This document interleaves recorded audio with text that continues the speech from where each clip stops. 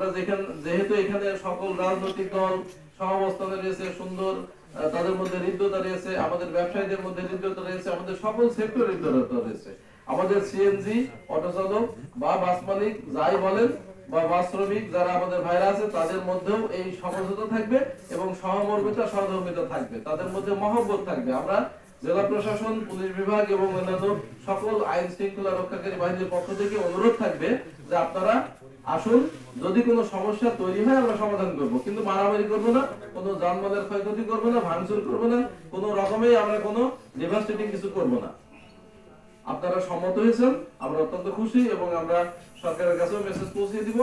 আশা করি যে ভবিষ্যতে আমরা এখানে ভালো থাকবো সবাই।